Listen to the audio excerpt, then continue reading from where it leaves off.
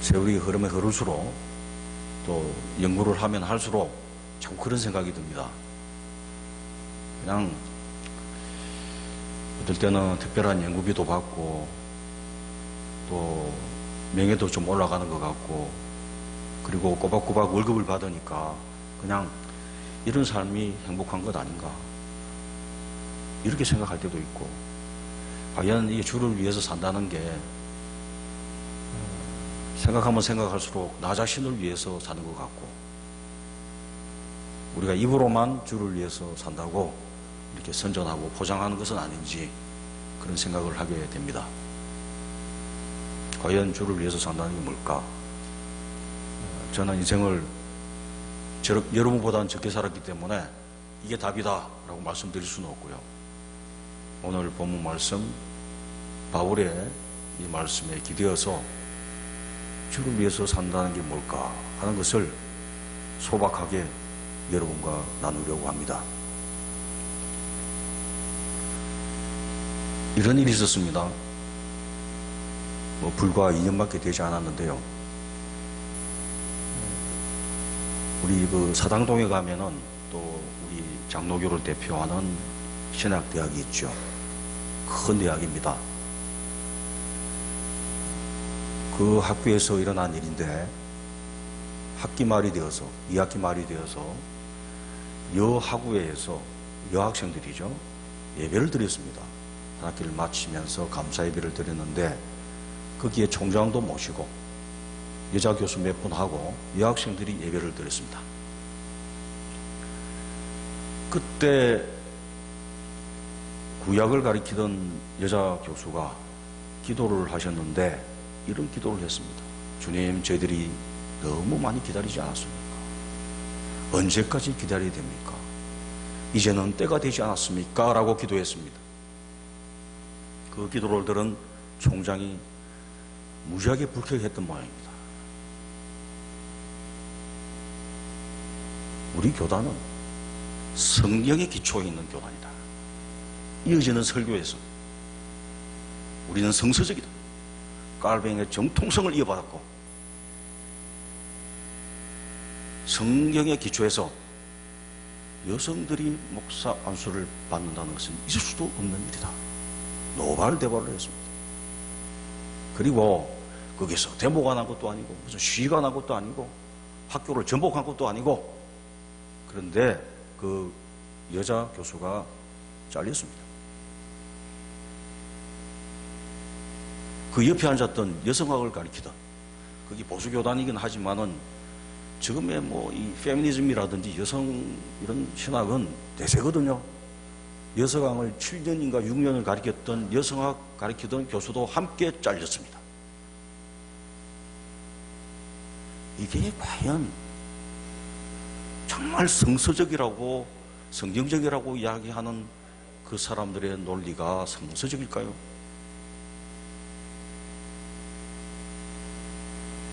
아직까지도 여성들을 차별하고 교회에서 여성들이 앞에 나서서는 안 되고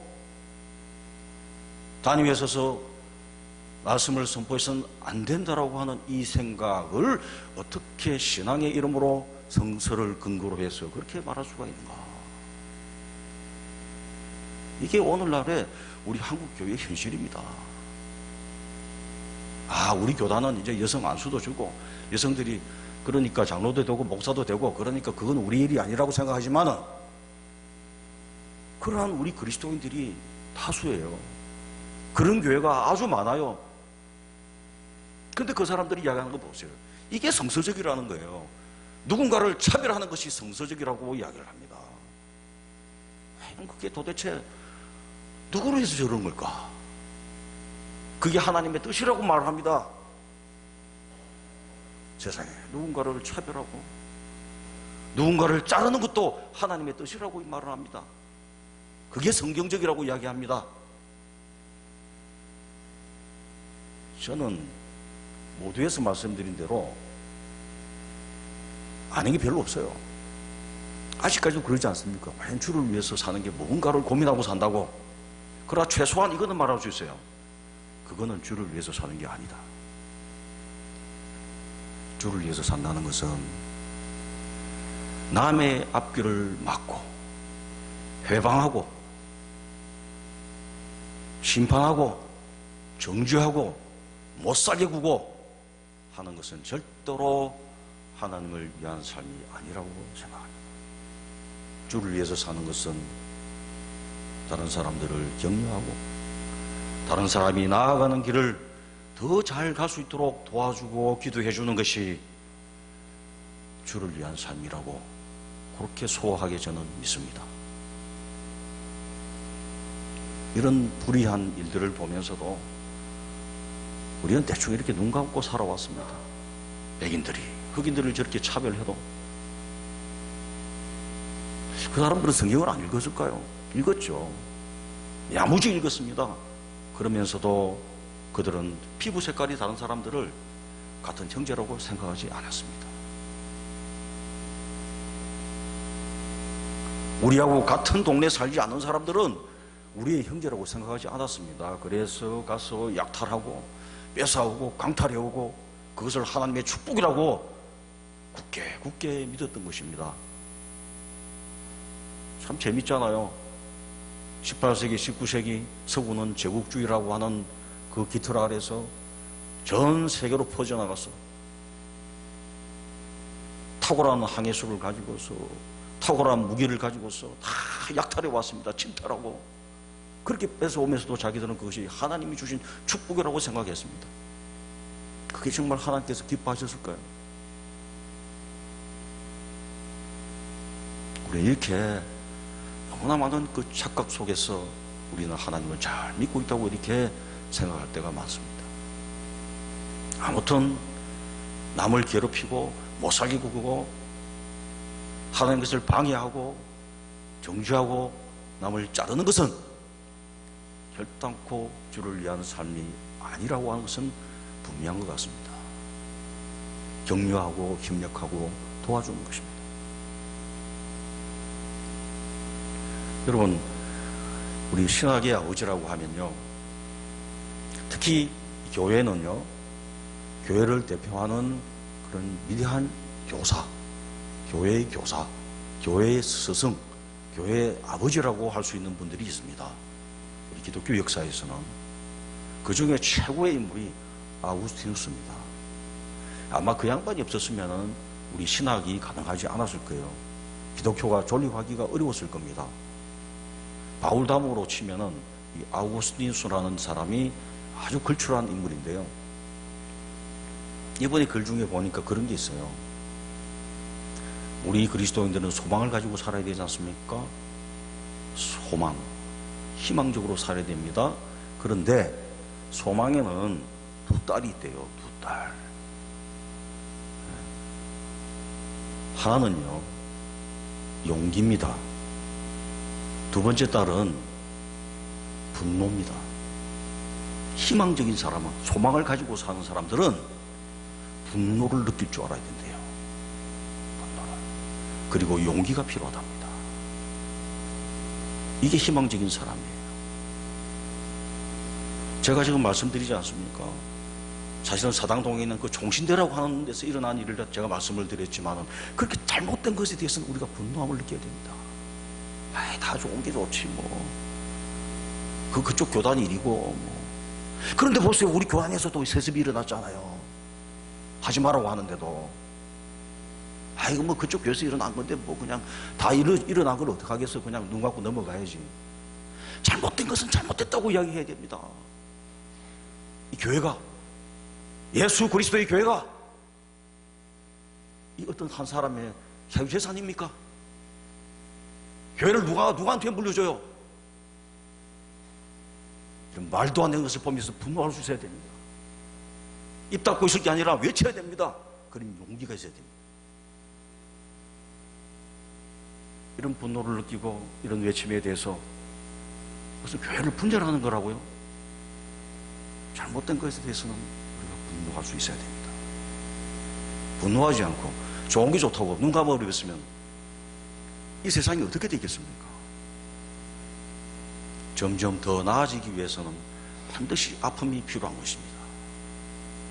주를 위해서 산다는 것은 이렇게 더 잘 되기 위해서, 남들이 더 잘 되기 위해서, 다른 사람이 억울함을 당하는 것을 보고서 거기에 대해서 가슴 아파 분노할 수 있어야 되고, 그것을 개선할 수 있는 용기를 갖는 것, 이것이 주를 위해서 사는 것이라고 생각합니다.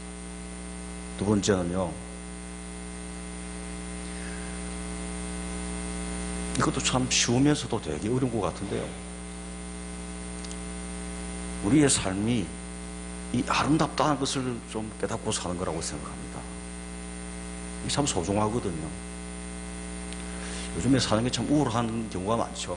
경제적으로도 그렇고 뭐 여러 가지 우울한 게 많습니다. 그럼에도 불구하고 주를 위해서 사는 사람들은 뭔가 이렇게 삶에서 일어나는 작은 것이라도 소중함을 느껴야 됩니다. 그런 것 때문에 감격해야 됩니다. 우리 이제 감격할 수가 없어요. 굉장히 무리잖아요. 사소한 것에도 감격하기 힘들어요. 제가요, 뭐 개인적으로 그 음악을 너무 좋아해가지고요, 한 번은 너무 이제 막 뭐가 듣고 싶어요. 그래서 야, 이거 이대로 안 되겠다. 그래서 제가 훌쩍 독일을 간 적이 있습니다. 그래서 평소에 정말 뭐라도 좀 알고 싶어 했던 그 바흐가 그분의 어떤 행적이 있습니다. 그 라이프치히에 오시기 전까지 뭐 쾌텐으로 가시고 아이젠하흐 같은데 제가 일일이 방문하면서 그 양반의 흔적을 찾아다닌 적이 있습니다. 제가 신학을 하고 여러 가지 여러 분의 선생님을 만났지만은 이 바흐만큼 위대한 분을 아직까지는 제가 찾지를 못했어요. 물론 음악가긴 하지만 너무나 존경하는데, 그분의 발자취를 따라다니다가 한 번은 이제 후배들이 공부하는 마부르크라고 하는데 거기를 방문했습니다. 그때 타이밍이 안 좋아가지고 일주일 내내 비가 왔어요. 저는 이제 시간 날 때마다 좀 걸어 다니고 등산도 해야 되고 그런데 너무 갑갑하더라고요. 비가 계속 오니까. 근데 조금 비가 좀 이렇게 멎은 날이 있었어요. 그래서 마북 뒤에 의과대학이라고 하더라고요. 그 뒤쪽으로 가면은 기가 막힌 산책 코스가 있다고 해서 후배 녀석하고 산책을 떠났습니다. 도로오면 한 5시간, 6시간 걸린다고 하길래 딱 마음먹고 출발했는데 역시 날씨는 별로 좋지 않았습니다. 비도 왔다가 오락가락 하면서 하늘은 새까맣고, 그런데 기적적으로 한참 걷다 보니까 하늘이 빵 뚫렸어요. 그러면서 햇빛이 쫙 들어오는데 숲속으로, 이야, 또 이런 순간도 있구나. 근데 때마침 앞에서 어떤 독일 아저씨가 와요. 그래서 우리 보고 인사를 합니다. 당케이넨 그까지 알아들었는데 그 뒤에 말을 모르겠어요. 그래서 저 아저씨가 뭐라고 했냐고 후배한테 물어보니까 독일 사람들이 뭐 자주 쓰는, 그 동네에서는 자주 쓰는 인사랍니다. 여러분 고맙습니다. 이렇게 좋은, 햇빛이 쫙 들어온 거 아니에요. 비가 오던데 중간에 햇빛이 쫙 들어왔는데 그 순간 여러분이 이 좋은 날씨를 가져다 주어서 고맙습니다. 다섯 션에서 베터, 이 아름다운 이 날씨를, 멋있는 이 날씨를 여러분이 이렇게 갖다 주어서 고맙습니다 라고 인사를 하고 지나갔대요. 근데 제가 참 깨달은 바가 있습니다. 저는 하도 그 문장이 멋져서 그 자리에서 바로 외웠습니다. 그 독일어로 된 그 문장을 바로 외웠어요. 우리의 삶에서도 이런 게 참 필요하겠다. 그거 아무것도 아니잖아요. 햇빛이 잠시 쫙 났는데 그런 것을 보고서도 뭔가 감격할 수 있는 어떤 그런 감수성, 미적 감수성, 그런 것을 우리가 지니고 산다면은 그런 인생이야말로, 그런 삶이야말로 참 이게 주를 위하는 삶이 될 수 있지 않을까. 작은 것에서도 감격할 수 있고 감사할 수 있는 것. 제가 오늘 찬양을 들으면서 정말 감격스러워요. 좀 음악적으로 그걸 떠나서 이게 특성가대에 앉으신 분들 보니까 제 아는 분들이 있어요. 오다가 이게 딱 교회 오는 순간 우리 김재호 장로님 만났고, 공재홍 장로님 계십니까? 오늘 일찍 가셨습니까? 우리 제가 주일학교 제가 교수할 때 또 총무를 했거든요. 김재호 장로님이 부장 집사님 하셨어요. 언제나 올 때마다 이 자리에 계셔요. 언제나 올 때마다 이 서복순 집사님 계시네. 우리 같이 주일학교 같이 일했거든요. 언제나 와도 이 자리를 지키고 있어요. 예배에 함께하고 있어요. 김보경 집사는 안 보인다. 김보경 집사 안 왔어요? 네. 다 우리 동지들이에요. 이건영 집사님은 안 계시나? 최혜식 집사님은? 최혜식 집사님은? 네. 근데 지금 이게 수십 년의 세월이 흘렀잖아요. 그 한 30년의 세월이 흘러도 오면은 이 자리를 지키고 있고 함께 예배드리고 있고 감격스러워요. 너무 아름다워요. 소중하고요. 감사합니다. 여러분 매주 그냥 만나니까 별로 모르시죠? 저는 이렇게 한 번씩 이렇게 만나서 그런지 이상가족 만나는 것 같아요. 과거에 우리 주일학교 교사할 때 정말 열심히 했고 우리 친형제들보다 더 친했거든요. 그런 추억도 소중하고 요즘에 이 한국교회가 힘들다 이 난리를 치고 위기라고 하는데 그래도 우리 거성교회 교우님들께서 이렇게 주를 사랑하고 이렇게 모여서 예배하고 찬양하는 모습을 볼 때 너무 감사합니다. 감사합니다. 여러분 옆에 앉으신 이 교우님들, 집사님, 권사님, 장로님, 우리 목사님 감사하십시오. 있음에 대해서 감사하십시오. 있음에 대해서 감사하십시오. 여러분 집에 가면은 자녀들 있죠? 부모님들 계시죠? 그 있음 때문에 감사하십시오. 무슨 우리의 감사와 감격이 소유에서 오는 것이 아닙니다. 뭐가 되어서 그래서 우리가 감사하는 게 아니에요. 그냥 아이들 보고 감사해야 됩니다. 그 자체. 우리 아이들이 공부를 잘해서 감사해요? 아니고요. 우리 부모님들이 돈이 많아서 감사해요? 물이 줍게 많아서 감사해요? 아니고요. 그냥 그 있음 때문에 감사한 거예요. 집에 있는 아내들도 마찬가지고 남편도 마찬가지고 자식도 마찬가지고 그 있음 때문에 감격하고 있음 때문에 감사하는 겁니다. 이게 주를 위해서 살아가는 사람의 삶의 모습이 아닌가. 소박하죠? 그래도 아직 별로 느낌이 없는 것 같아요. 한 번은 부산에 오기 위해서 기차를 타는데 요즘에 그 젊은 애들 요즘에는 옆에 사람들 생각 안 하잖아요. 플랫폼에서 한번 뽀뽀도 하고 그래서 이게 자식들 영화 찍는 것도 아니고 보기 좀 그렇더라고요. 부럽긴 하지만 그래도 저 아들 정말 저렇게 옆에 사람들 생각을 하네 요즘에 젊은 애들은. 그리고 차를 탔는데 하필이면 그 여자애가 제 옆에 앉더라고요. 바로 옆에 앉아요. 그래서 오늘 영 기분 좀 이상하다 하고 있었는데 거기서 거짓말 안 하고 부산 올 때까지 계속해서 전화를 하더라고요. 근데 첫 마디가 뭔지 아세요? 앉자마자 방금 보고 있잖아. 보고 싶어 이러더라고. 와, 아니 그만 그렇게 보고 그렇게 키스도 하고 포옹도 하고 해놓고는 타자마자 보고 싶대. 이야, 이게 제가 좀 이렇게 좀 노숙하기 전까지는 그런 거 보고 이런 나쁜 놈들이 이랬을 텐데, 이야 대단하구나. 여러분 이렇게 좀 사소한 거 있잖아요. 이때까지 봤는데 뭐 또 보고 싶어. 그런 그 사소한 것에서 뭔가 감격할 수 있는 이런 마인드가 필요해요. 오늘날 주를 위해서 사는 사람들은 이런 마음이 필요해요. 우리는 그냥 어떻게 되든가 무감각하잖아요. 그냥 드라마 같은 거나 보면 조금 감동받을까. 우리가 이 자리에 와서 우리 교우들과 함께 예배드리고 있는 이게 좀 감격스럽습니까? 입으로 아멘이 되는 게 아니에요.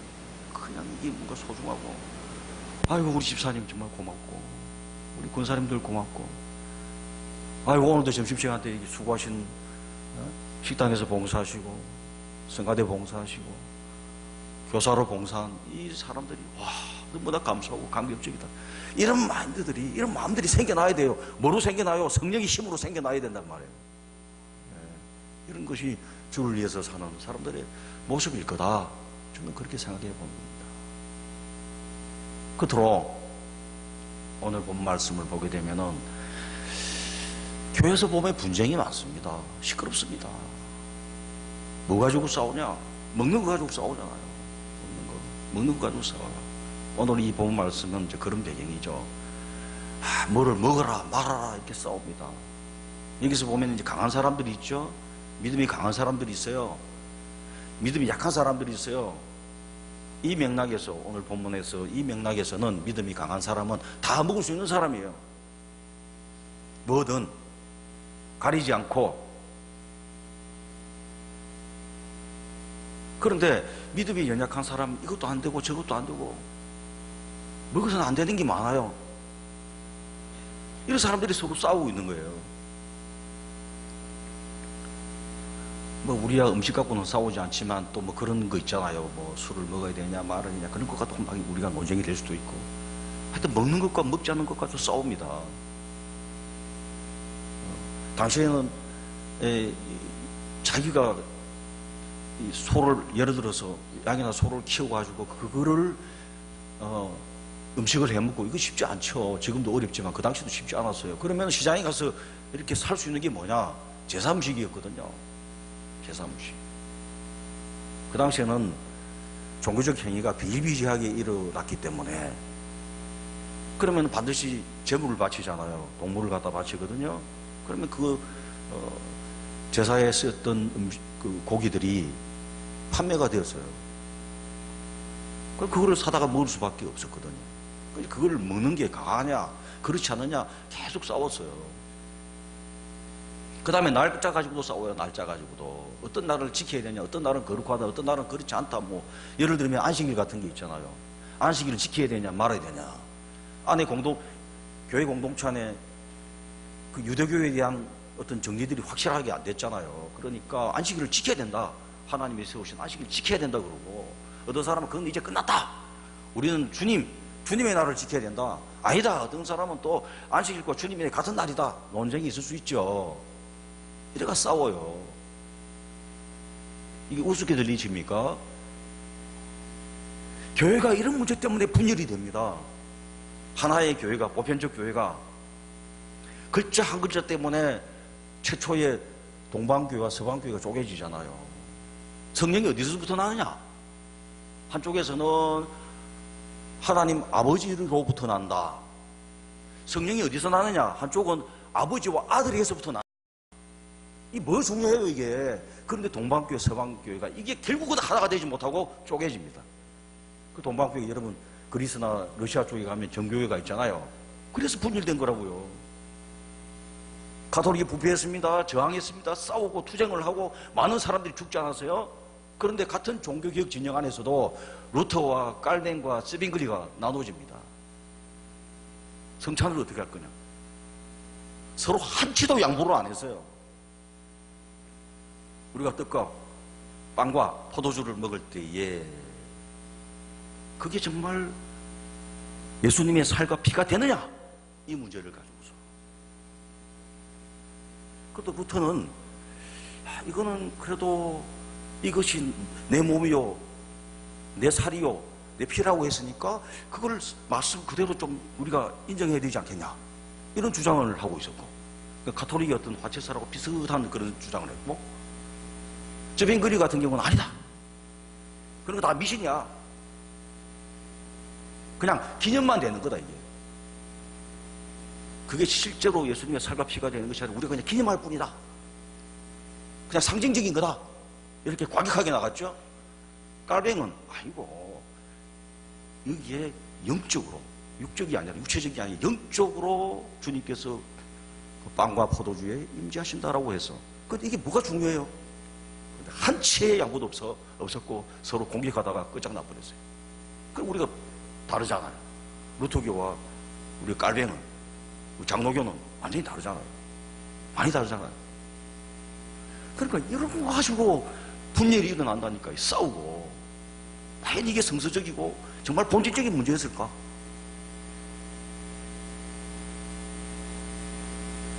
주를 위해서 산다는 것은 이렇게 내가 진리다, 절대적인 진리다 라고 좀 하기다툼을 안 하는 것이 주를 위해서 사는 것 같아요. 무슨 말인가 하면은 다름에 대해서 존중할 수 있어야 됩니다. 나하고 다른 것에 대해서도, 다른 의견에 대해서도 우리가 경청할 수 있어야 되고 그것을 존중해야 되는 거. 이런 것들이, 이런 태도가 주를 위하는 삶의 모습이 아닌가. 제가요 좀 산을 좋아합니다. 음악도 좋아하고 제가 산을 무지하게 좋아하는데 뭐 주말 되면 저는 산에 올라가서 저녁 먹을 때쯤 내려옵니다. 많이 돌아다니는 셈인데, 한 번은 서울에 그 청계산이라는 데를 갔어요. 산을 올라가고 있는데 그 시각장애우들, 그분들이 막 제가 볼 때는 하여튼 뭐 한 50명도 넘는 것 같던데, 그렇게 도움을 받으면서 막 올라가고 있더라고요. 그래서 슬슬 저는 이제 한 번씩 두 번씩 이제 뒤로 제끼면서 슬슬 올라갔습니다. 정상에 갔는데 그분들이 많은 수가 참여하셨고 산행을 이제 그 도움을 받아서 시각장애우들이 산을 이제 산행을 했어요.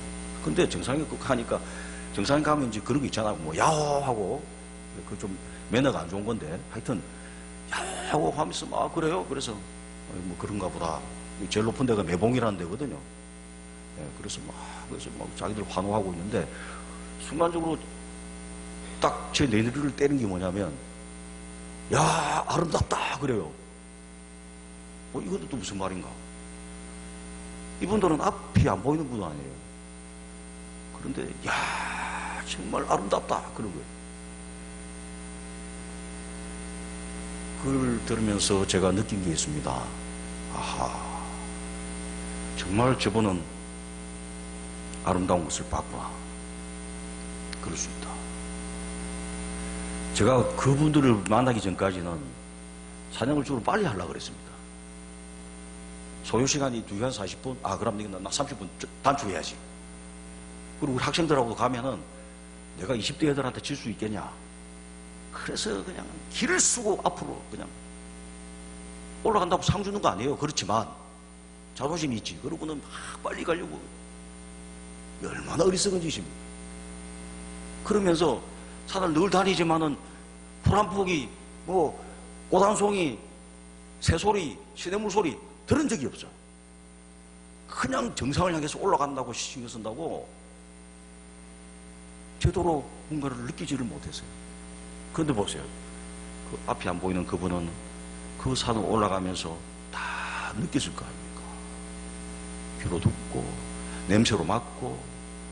그분이 제대로 본 거예요. 난 하나도 못 본 거예요. 정상만 쳐다보고 올라갔으니까 못 본 거야. 누가 더 장애인입니까?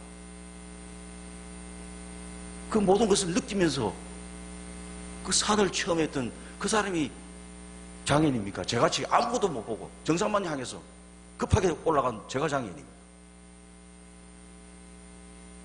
그때 제가 많은 것을 느꼈습니다. 여러분, 옛날에는 장애인에 대해서 굉장히 우리가 차별적인 발언을 많이 했잖아요. 그죠? 차별적인 말을 참 많이 했어요. 옛날에는 뭐 disabled man, disabled, 불구 이런 말도 썼어요. 그런 말 절대로 쓰면 안 됩니다. 요즘에 그런 말 쓰지 않죠. 그 다음에 또 이런 핸디캡트, 조금 나아진 게 핸디캡트, 장애인이란 말이죠. 그런 말도 많이 쓰잖아요. 요즘에는 그냥 우리말도 장애인, 뭐 장애우, 핸디캡트라는 말 쓰죠. 그런데 서양에서는요 그런 말 안 씁니다. 이제 핸디캡, 디세이블 이런 말 안 씁니다. 요즘에는 differently able person이라고 그래요. 다른 식으로 능력을 발휘할 수 있는 사람이라고 그렇게 말을 표현을 합니다. 이런 마인드가 좀 필요할 것 같아요. 우리하고 좀 다르다. 저 사람은 장애가 있다. 저 사람은 우리하고 다른 생각을 하네. 다르게 생겼네. 이렇게 차별하고 그런 것이 아니라, 저분들의 장점이 있어. 저분의 생각도 일리가 있어. 라고 이런 마음을 우리가 갖고 다른 사람을 대한다면, 또는 우리 교우들을 대한다면 교회 안에서 무슨 분열이 있을 수 있겠습니까? 예수 그리스도의 사랑으로 모인 우리 교회 공동체가 왜 이렇게 싸웁니까? 그 성교 빼고 왜 이렇게 싸우는지, 악착같이 싸우는지. 신앙의 이름으로 싸우는 사람들은 더 치열하게 싸워요. 용서를 안 해요. 화해를 안 해요. 여러분 아세요? 기도를 너무 열심히 하고 싸우니까 지치지 않고 싸워요. 기도하면 여러분 새 힘이 나지 않습니까? 위로가 되지 않습니까? 또 싸운다니까. 기도를 좀 덜 하면은 좀 지쳐가지고 그래 네가 이겼어 하고 마는데 아니에요. 끝까지 지가 옳은 거죠. 하나님이 나와 함께 하는 거죠. 저 인간들하고는 하나님이 함께 할 리가 없다는 거 아닙니까? 그러니까 저 사람들은 다 마귀로 보이는 거예요. 편협한 신앙, 독단적인 신앙, 이 교회에 얼마나 위험합니까?